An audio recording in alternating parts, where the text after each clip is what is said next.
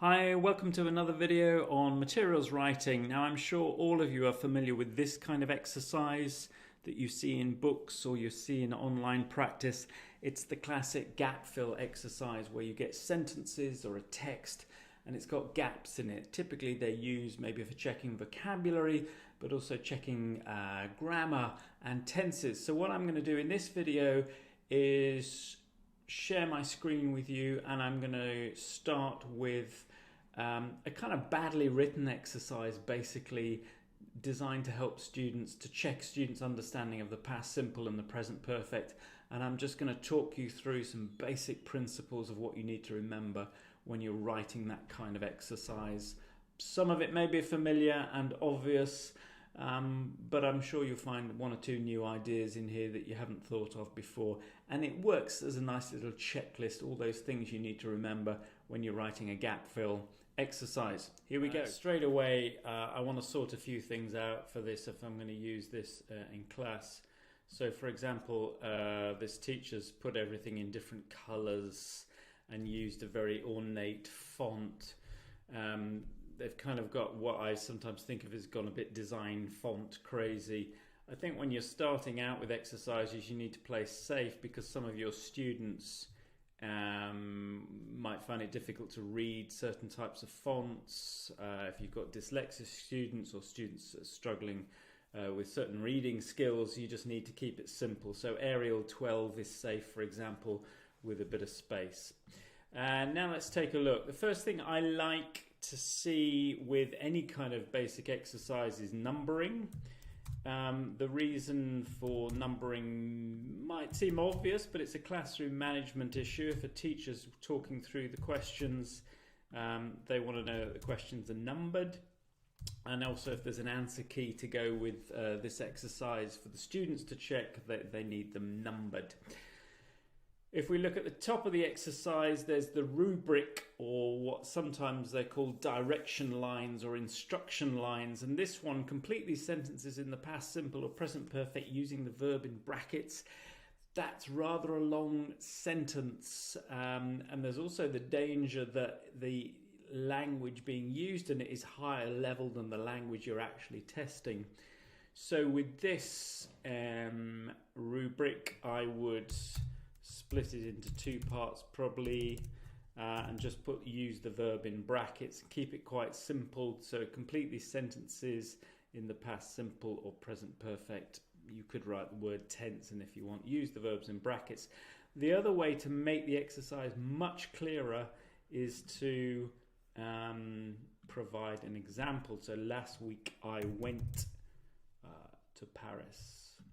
And if you, by doing number one, students straight away know what they need to do with the exercise, or they have a much better idea.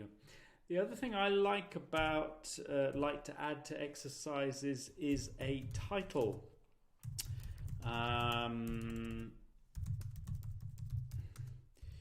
So the reason I put titles is, well, for a number of reasons. There's certain theories that when you use headings and titles to break up information, it makes it more memorable.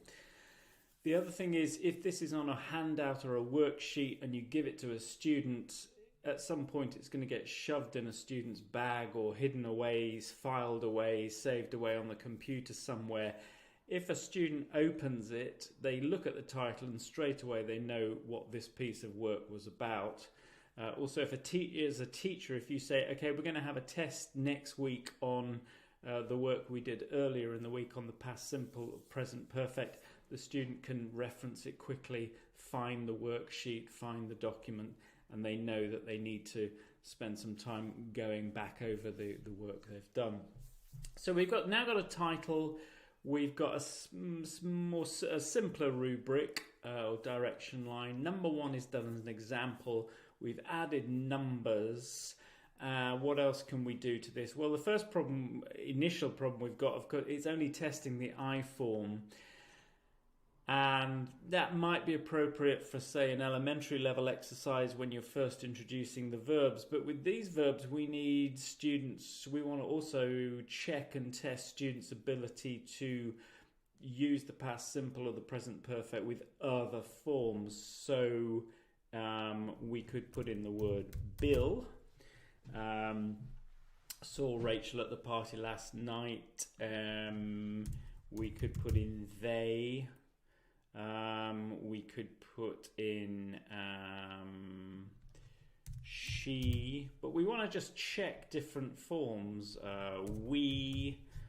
What's the only other one we haven't tested yet is you.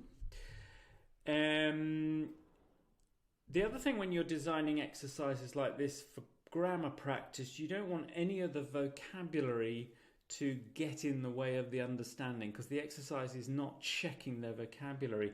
So just scanning down all these sentences, all the vocabulary is fine except for lacrosse, which is a slightly obscure type of sport, which students might stop and wonder about. So we could play, for example, golf is a possibility.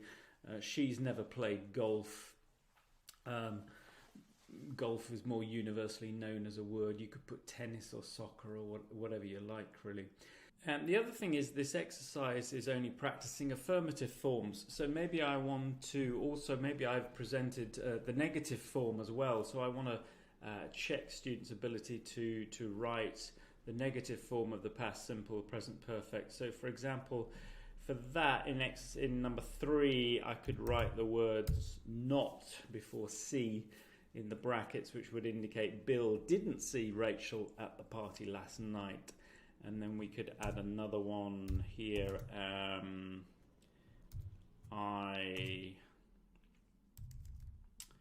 Let's try not been to France before. I haven't been to France before, for example. And the other thing is we don't have any question forms. So then we have to make the decision, well, are we going to practice some of the question forms? In which case we're going to need to put did, a sentence like did you or have you this film before. So imagine we've gone to the cinema. So we're checking that the students can create the question form. So we've got the present perfect question form there, but we also need a past question form. Let's try did they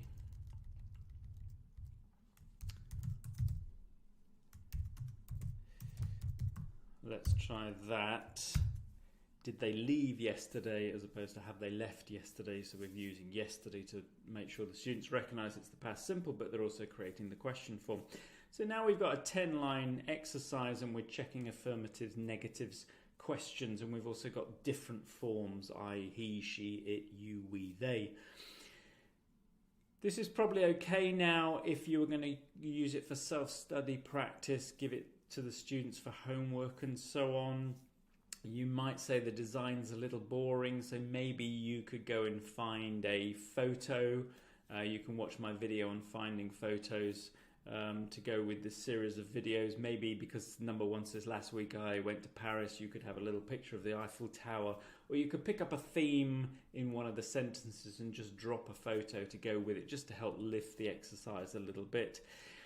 If you were going to set this exercise in class, you could make the exercise more interactive by adding an extra stage and do something like now complete these 2 questions and ask your partner. And then you do number 11, have you ... 12 did you ...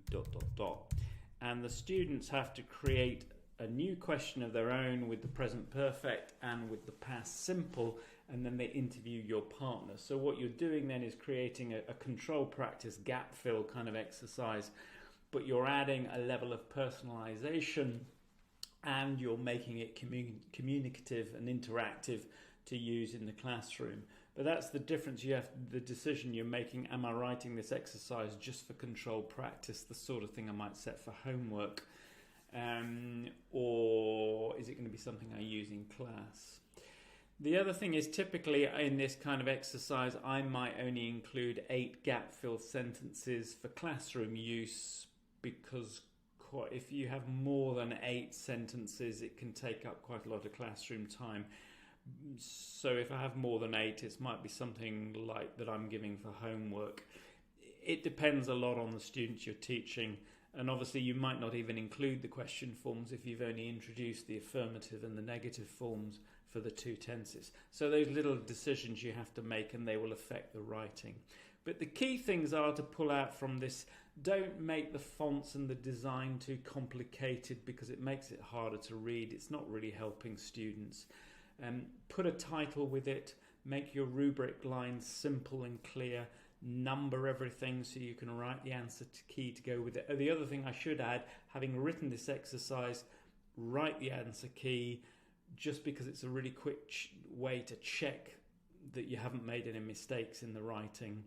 9 times out of 10 when you write an answer key, you discover that you didn't do something in the gap that you needed to, or it doesn't quite work for some reason. So then you've got your sentences, you've got your gaps. If you actually want students to write into the gaps, make sure you've put enough space. I mean, I've included the ... lines, but in fact students might need more space to write, or they might not. So you need to decide on that kind of length. Or maybe they're not even going to write on that piece of paper, they're going to write their answers on a separate piece of paper, in which case it doesn't matter so much about the length. And then personalization, communication. If you want to do that, then get students to write some sentences. I mean, another idea here, this bottom bit, I've got 2 students writing 2 questions to ask their partner.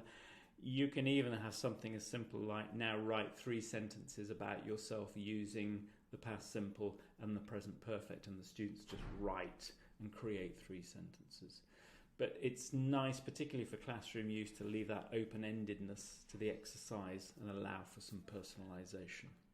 Hope that's helpful. Try a few of those techniques out. It's a nice way of just checking your exercises before you use them in class, to make sure you've covered all those basic sort of principles of writing an exercise like this.